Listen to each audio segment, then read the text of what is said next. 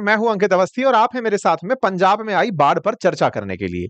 और जब पंजाब में आई बाढ़ की चर्चा होती है तो चर्चा होती है कि क्या पंजाब जो पाकिस्तान के साथ सीमा साझा करता है, जो सिंधु नदी की सहायक नदियों को रावी, व्यास, सतलज को अपने यहां से जाते हुए पाता है, क्या उस पंजाब में सिंधु नदी के अंदर जा रही नदियों की पानी ने या फिर हमने जो सिंधु नदी के समझौते को तोड़ा उसकी वजह से बाढ़ आई है? आज के सेशन में हम कुछ ऐसी तस्वीरें, ऐसी घटनाएं और ऐसी स्थितियों पर चर्चा करने जा रहे हैं जिसको लेते हुए हम ऑपरेशन सिंदूर के बाद भारत सरकार के द्वारा जो सिंधु जल समझौता तोड़ा गया, या कहिए पहलगाम हमले के बाद में भारत के द्वारा पाकिस्तान को पनिश करने के लिए जो सिंधु जल समझौता तोड़ा गया था, उसके चलते क्या आज पंजाब में बाढ़ आई है, इस बात का हम विश्लेषण करने जा रहे हैं। साथियों, कुछ तस्वीरें हैं जिनके माध्यम से आप समझ सकते हैं कि पंजाब में बाढ़ के हालात कितने ज्यादा गहरे हैं। चैनल पर नए हैं तो चैनल को सब्सक्राइब कर लें, बाकी अपनी राय कमेंट बॉक्स में खुलकर रखें। गुजारिश बस यही रहेगी कि आप जितना संभव हो अपने साथियों के साथ इस सेशन को साझा करें। इतनी एनर्जी आपके साथ खर्च करते हैं, उसके रिवार्ड में ना तो कोई लाइक मिलता है, ना शेयर मिलता है, ना सब्सक्राइब मिलता है। मोटिवेशन अगर किल कर दोगे बॉस, तो फिर यार इतनी मेहनत करने का मन नहीं करेगा। मर्जी आपकी है।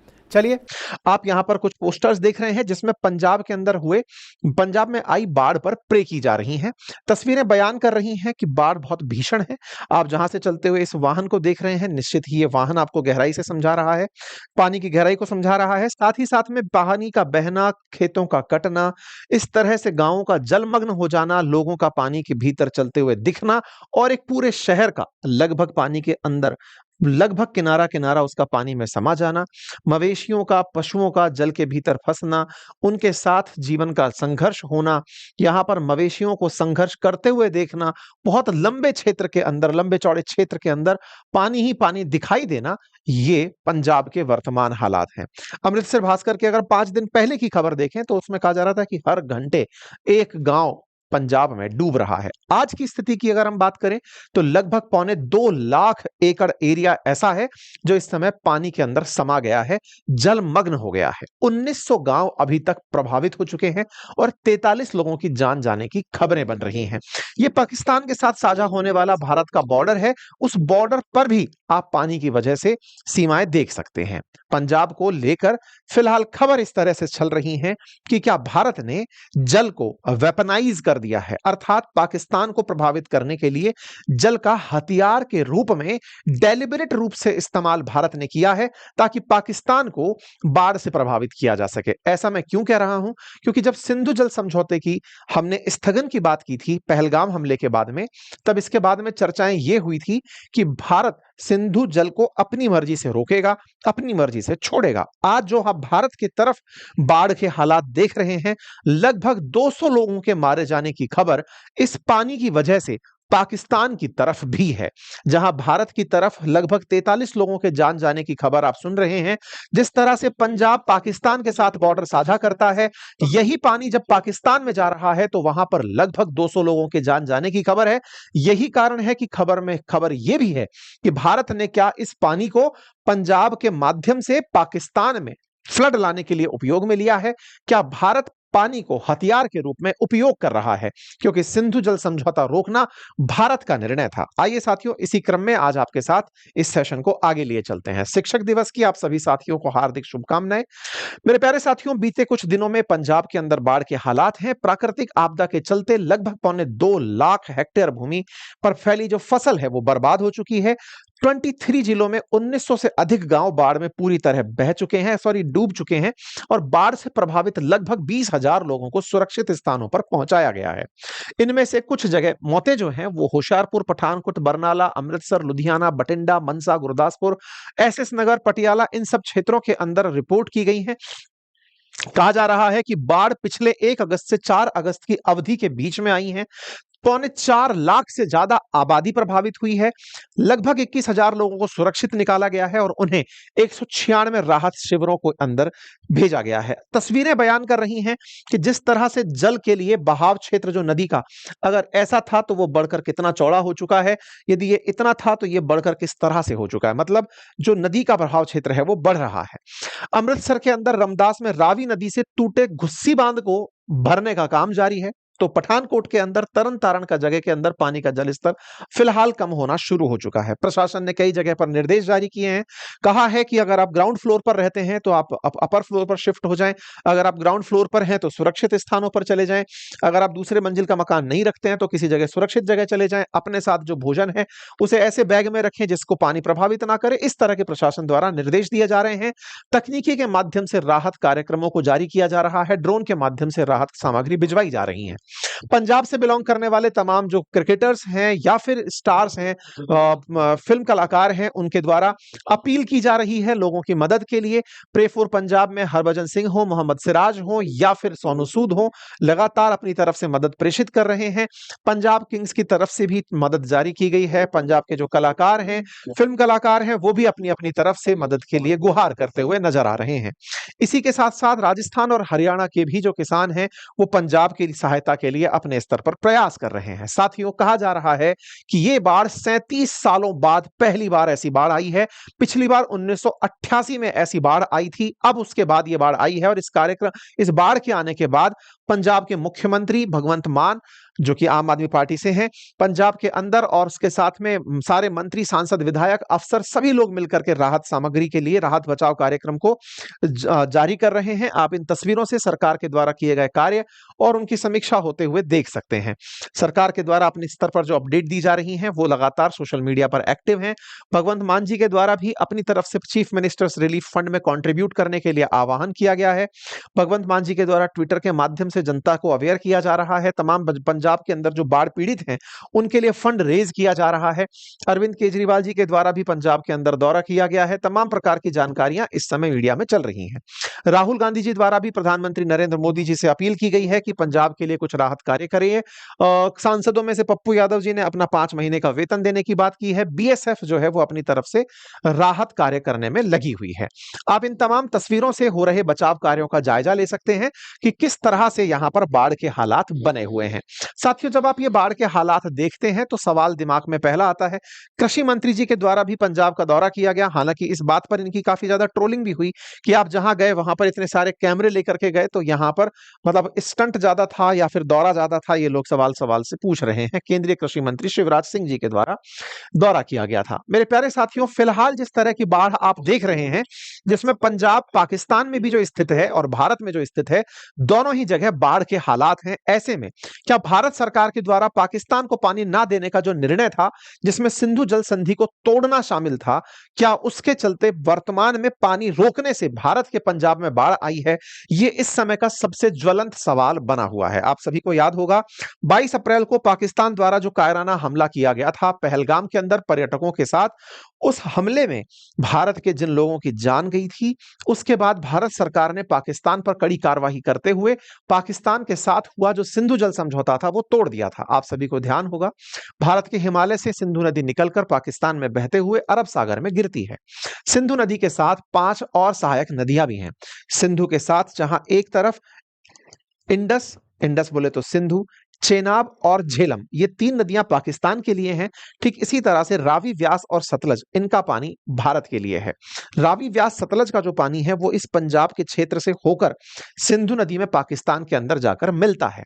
कुल 6 नदियों का जो ये समूह है, जिसमें इंडस के साथ चेनाब और झेलम 2 नदियां वो, और इसके बाद में 3 नदियां भारत वाली, ये मिलकर के 5 नदियों के बीच का जो क्षेत्र बनाती हैं। 2 नदियों के बीच के क्षेत्र को आब कहते हैं, 5 नदियों के बीच के क्षेत्र को पंजाब कहते हैं। ये सिंधु और उसकी सहायक नदियां भारत के पंजाब और पाकिस्तान के पंजाब होकर बहती हैं। भारत ने इन्हीं नदियों से जुड़ा हुआ जो समझौता था वो अपनी तरफ से तोड़ दिया था। अर्थात भारत से होकर के जो पाकिस्तान में नदियां जाएंगी, उसमें कितना पानी हमें लेना है, कितना पानी पाकिस्तान के लिए छोड़ना है, इसको हमने अपनी तरफ से कंट्रोल करना शुरू कर दिया था कि हम डिसाइड करेंगे। लेकिन अब सवाल यही बन रहा है कि भारत के द्वारा ये जो कंट्रोल किया गया था, यही तो कहीं हमारे लिए मुसीबत का कारण नहीं बन गया। ऐसा हम क्यों कह रहे हैं? ऐसा हम इसलिए कह रहे हैं, अच्छा बाय द वे, आप चाहें तो इसके लिए आप हमारी वेबसाइट भी विजिट कर सकते हैं, अंकित इंस्पायर्स इंडिया। उस पर हम कई ऐसे टाइटल्स जिनके ऊपर यूट्यूब पर सेशन नहीं कर पाते, उनके ऊपर भी हम वहां पर डिटेल में टाइटल्स डालते रहते हैं। आप विजिट करते रहिए। हमने इस पर सेशन 2 दिन पहले ही डाल दिया था, अब हम इसके ऊपर आपसे चर्चा करते हैं। तो साथियों, एक बार थोड़ा सा हम मैप समझ लेते हैं। देखिए, भारत के मैप को जब आप देखते हैं तो आपको समझ में आता है कि भारत में जो उत्तर से लेकर के पूर्व तक यहां से आपको हिमालय पर्वत दिखाई देता है। इस हिमालय पर्वत में जम्मू कश्मीर, हिमाचल प्रदेश, उत्तराखंड, ये वो राज्य हैं जो कि हिमालयन स्टेट कहलाते हैं। भारत में इस समय मानसून का समय चल रहा है। साउथ वेस्ट मानसून बहुत तेजी से सक्रिय है। उस मानसून में अरब सागर से उठी हुई मानसून की जो पवनें हैं वो जाकर के हिमालय से टकराती हैं, और जब ये टकराती हैं तो हिमाचल प्रदेश में जो हिमालय पर्वत है उसके साथ टकराने से इस क्षेत्र में बारिश बहुत तेजी से होती है। इसी वजह से इन दिनों जम्मू कश्मीर और हिमाचल प्रदेश में आप बादल फटने की खबर सुन रहे हैं, तेज बारिश की खबर सुन रहे हैं।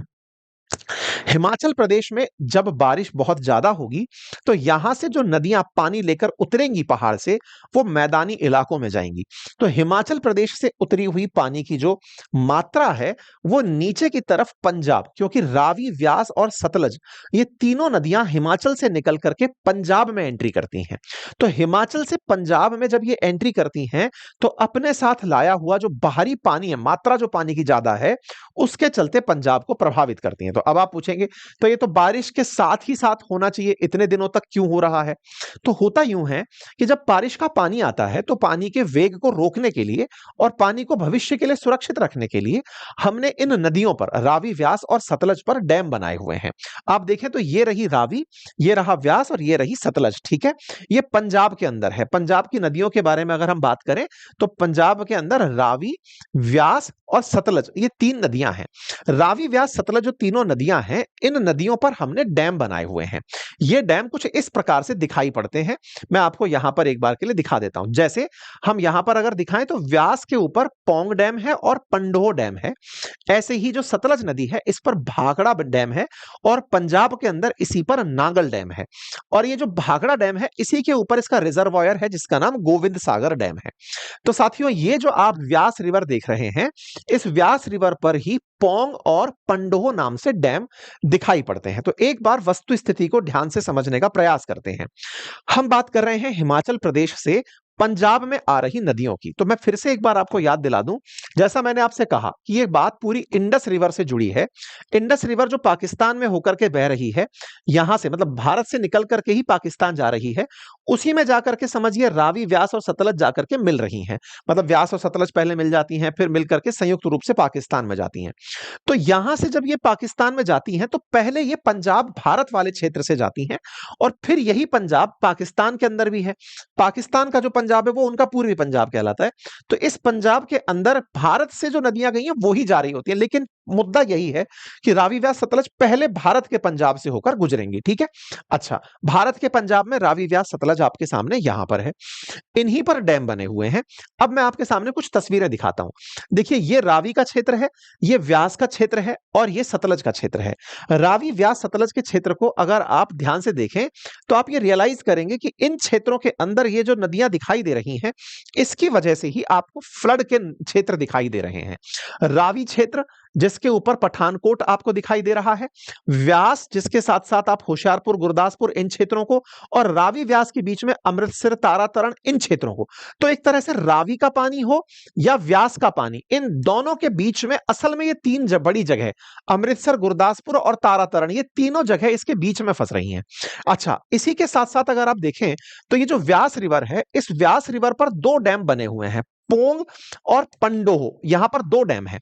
ऐसे ही ये जो आप नदी देख रहे हैं जिसको आप सतलज रिवर कहते हैं, इस पर यहां भाखड़ा डैम है, और इस भाखड़ा के बाद में डाउन स्ट्रीम में यहां पर नांगल डैम है। और भाखड़ा डैम जो है ये असल में, अच्छा इंटरेस्टिंग बात क्या है कि ये जो नदियां आपको दिखाई दे रही हैं, इन नदियों से बहे हुए पानी के चलते ही इन क्षेत्रों के अंदर मतलब एक तरह से कहिए फ्लड सिचुएशन बनी है। अगर आप क्रॉप लैंड्स को देखें तो पूरा जो हरियाली आपको यहां दिख रही है वो असल में क्रॉप की है, और इस क्रॉप के साथ साथ अब जो आप और पानी सा फैलता हुआ देख रहे हैं, ये पानी जो फैल रहा है ये असल में फ्लड की पहचान दे रहा है। मतलब नदियों का पानी फैल गया है। नदियों में पानी कैसे फैला? तो इसके पीछे असल में डैम के अंदर भरा हुआ पानी जिम्मेदार है। डैम में पानी क्यों भरा? क्योंकि हमने पानी रोका हुआ था, हम पानी को जाने नहीं दे रहे थे। अब आप पूछेंगे पानी क्यों रोका हुआ था? तो सवाल बनता है कि क्या पाकिस्तान को नहीं देना था इसलिए रोक रखा था? क्यों? क्योंकि रावी नदी भी पाकिस्तान में जाएगी और सतलज नदी भी पाकिस्तान में जाएगी और सतलज में ब्यास मिल जाती है और फिर जाकर पाकिस्तान जाएगी। हम क्या पाकिस्तान को पानी नहीं देना चाहते थे? अरे भाई, इंडस वाटर ट्रीटी का मकसद ही यही था कि हम अपनी मर्जी से पानी छोड़ेंगे, कितना पानी छोड़ना है। तो क्या हमने पानी रोकने के लिए अपने डैम्स में पानी बढ़ा लिया था? कैसे, कौन से डैम? तो अगर आप रावी नदी देखते हैं तो रावी नदी के ऊपर यहां पर माधोपुर डैम है पंजाब के अंदर। वहीं जो व्यास नदी है उसके ऊपर पोंग और पंडोह डैम है हिमाचल प्रदेश के अंदर। याद रखिएगा, हिमाचल से ही ये नदियां आकर के पंजाब में एंट्री कर रही हैं। ठीक इसी तरह से जो सतलज नदी है, उस सतलज नदी पर भाखड़ा जो डैम है, ये असल में बिलासपुर डिस्ट्रिक्ट है हिमाचल प्रदेश का, वहां पर है। और जहां पर भाखड़ा डैम है उसी का जो पानी इकट्ठा होता है वो हिमाचल प्रदेश के अंदर ही गोविंद सागर रिजर्वायर बना हुआ है। मतलब हिमाचल से ही नदियां आ रही हैं, पानी पोंग, पंडोह और गोविंद सागर और भाखड़ा, ये सब पानी हिमाचल प्रदेश में ही रुक रहा है। भाखड़ा के साथ सिस्टम क्या है? भाखड़ा नांगल भारत की सबसे बड़ी जल विद्युत परियोजनाओं में से एक। यहां पर ये जो भाखड़ा डैम है, इसका गोविंद सागर इस समय अपने मतलब खतरे के निशान से मात्र 2 फीट नीचे चल रहा है। पहाड़ों में हुई बारिश से इतना सारा गोविंद सागर के अंदर पानी भर गया है। तो गोविंद सागर में पानी भर गया तो भाखड़ा अपने जल स्तर पर पहुंच गया, और भाखड़ा जल स्तर पर पहुंच गया तो भाखड़ा के 10-10 फीट गेट खोलने पड़ गए। जब भाखड़ा के गेट खोले आपने तो नांगल के अंदर, क्योंकि इसको रोकने के लिए फिर नांगल डैम बनाया हुआ है, इसीलिए भाखड़ा और नांगल को कंबाइंड रूप से बोलते हैं। नांगल पंजाब के अंदर है तो भाखड़ा नांगल परियोजना कहलाती है। इस भाखड़ा नांगल परियोजना के चलते अब पंजाब के अंदर जल क्षेत्र बढ़ गया। भाई, नदी का पानी जब कम बह रहा होता है तो एक छोटे से एरिया में बह रहा होता है, लेकिन जब आपने एक साथ पानी खोल दिया तो पानी खोलने से नदी के आसपास के जो क्षेत्र हैं वो जल का क्षेत्र बढ़ा देते हैं। जल का क्षेत्र बढ़ता है तो इन तीनों क्षेत्रों में, इन तीनों नदियों के क्षेत्र के अंदर वृद्धि हुई है। उम्मीद है अब आपको यह बात समझ में आ रही हो। तो भाखड़ा में रोज 75,000 क्यूसेक पानी टरबाइन और जो फ्लड गेट हैं उन पर छोड़ा जा रहा है। 1678.10 फीट जो गोविंद सागर का पानी है वो पहुंच गया है। खतरे का निशान 1680 फीट पर है। अब इतना जब ऊंचाई पर पहुंच गया है तो इसके चलते 75,000 क्यूसेक पानी रोज छोड़ा जा रहा है। इसी तरह से यहां से नांगल जो हाइडल नहर है और श्री आनंदपुर साहब हाइडल नहर है उसमें 9,000, जबकि सतलज दरिया में 57,000 क्यूसेक पानी छोड़ा जा रहा है सतलज नदी के अंदर, जिसकी वजह से 20 जगह नहर की जो मरम्मत है, जहां पर काम चल रहा था, वहां से पानी बाहर निकल गया है। ऐसे ही जो पोंग डैम है उसके अंदर भी जो जलाशय का स्तर है वो खतरे के निशान से 4 फीट ऊपर चल रहा है। पोंग कहां पर था? पोंग ये रहा व्यास रिवर के ऊपर, उसमें पानी खतरे के निशान से 4 फीट ऊपर चल रहा है। इसके चलते वहां 20,000 क्यूसेक पानी ज्यादा छोड़ा जा रहा है। तो पानी छोड़ने से जो नदी के क्षेत्र थे वहां पर पानी बहुत ज्यादा देर तक फैल गया है। ठीक है, तो इसके पीछे का बड़ा कारण क्या रहा? अब इस कारणों में आप कह सकते हैं कि पानी हमने पहले से रोका हुआ था, लेकिन वास्तविकता क्या है, हिमाचल में जैसे ही बारिश बहुत तेज हुई तो बारिश का पानी इन 3 नदियों के अंदर आकर के रुका। 3 नदियों में आना था, इस पर हमने डैम बनाए हुए थे, डैम अपने अपने खतरे के स्तर पर पहुंच गए तो हमें अब पानी छोड़ना पड़ा।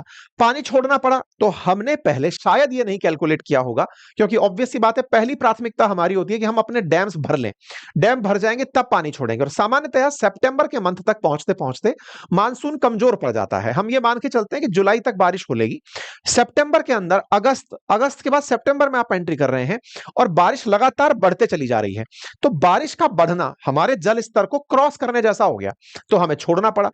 पानी जब हमने छोड़ा तो पंजाब के उन क्षेत्रों के अंदर भीषण बाढ़ आ गई। लेकिन ये पानी अल्टीमेटली कहां जा रहा है? सतलज और रावी कहां जाएंगी? इंडस में मिलने, पाकिस्तान में। तो ये पानी अल्टीमेटली तो पाकिस्तान में जाएगा, तो पाकिस्तान का जो पंजाब वाला एरिया है वहां पर बाढ़ आ जा रही है। तो कुल मिलाकर के इस तरह से, इसी कारण से पाकिस्तान की तरफ से यह मतलब बयान हो रहा है, कई ऐसे उलझुल नेता हैं जो बोल रहे हैं कि भारत ने पानी को हथियार के रूप में उपयोग में लिया है। अरे भाई, हथियार के रूप में लेते तो पूरे डैम को पूरी तरह खोल देते, लेकिन उससे हम भी तो बह जाते। पंजाब का जो पानी है वो पंजाब से भी निकलेगा अगर नदियों से, तो हमारे देश के अंदर भी तो नुकसान पहुंचाएगा। लेकिन वहां के लोगों को लगता है कि भारत चाहता तो इस पानी को रोक लेता और हम तक पानी ना आने देता। लेकिन जब खतरे के निशान पर आप पहुंच ही चुके हो तो इससे आगे तो बांध टूटना ही शामिल होगा, और अगर बांध टूट जाए तो आप सोचिए कि कितना सारा क्षेत्र लगभग पंजाब बह जाएगा। तो इस तरह से फिलहाल के हालात बने हुए हैं। तो पाकिस्तान की तरफ से जो कहा जा रहा है कि पानी को भारत ने हथियार के रूप में उपयोग में लिया है, वास्तविकता यह है जी नहीं, ऐसा नहीं था। इवन भारत ने ह्यूमैनिटेरियन ग्राउंड पर इन लोगों को इन्फॉर्म कर दिया था कि भाई हमारे यहां पर जल स्तर बढ़ रहा है, हमें जल छोड़ना पड़ेगा और वो पानी आपके क्षेत्र में आएगा, आप लोग सतर्क रहिएगा। भारत ने अब तक भी मानवता दिखाई और भारत की इस मानवता को न्यूज में भी कवर किया गया था कि भारत की तरफ से जो खबर दिखाई गई उसके चलते पाकिस्तान को समय रहते इन्फॉर्म किया गया। लेकिन उसके बावजूद भी आप देखिए, India warn Pakistan of likely flooding in Sutlej. हमने इनको 2 तारीख को ही इन्फॉर्म कर दिया था कि भाई सतलज का पानी बढ़ रहा है, आपके यहां पर फ्लड आ सकती है। और हमने इस तरह से पानी को डेलिबरेटली नहीं छोड़ा है, हमारे यहां पर पानी जो है जल स्तर तक पहुंच गया है। खैर, उनको जो समझ में आए वो वैसे समझे। फिलहाल के लिए भारत की तरफ से जो जल छोड़ा गया, उस छोड़ने से भारत के पंजाब में भी और पाकिस्तान के पंजाब में भी बाढ़ के हालात बने। पाकिस्तान में ज्यादा लोगों की जान गई है, ऐसा मीडिया रिपोर्ट्स कह रही हैं। पाकिस्तान का ब्लेम है कि हमने इंडस वाटर ट्रीटी को अपनी तरफ से होल्ड किया हुआ है, इस कारण से ऐसा हुआ। वास्तविकता अगर देखी जाए तो इस समय जो हिमाचल क्षेत्र में हुई जो तेज बारिश है, उसके चलते बांधों का बड़ा जल स्तर है और बड़े जल स्तर के कारण जब आपको जल छोड़ना पड़ा तो नदियों के अंदर जल स्तर बढ़ा और नदियों के जल स्तर के साथ साथ नदियों से जुड़ी हुई जो नहरें थी, उन नहरों में पानी बहुत छोड़ना पड़ा और जहां जहां स्तर से अधिक जल छोड़ दिया गया वहां नहरों में रिसाव पैदा हुआ और उन रिसाव से पंजाब के अंदर बाढ़ के हालात बन करके आए। तर्क सिर्फ इतना ही है, बाकी तो फिर जिसको जैसे समझना है। उम्मीद है आप सभी साथियों को कारण समझ में आया होगा। अगर जानकारी समझ आई हो तो अपने साथियों से अवश्य साझा करें।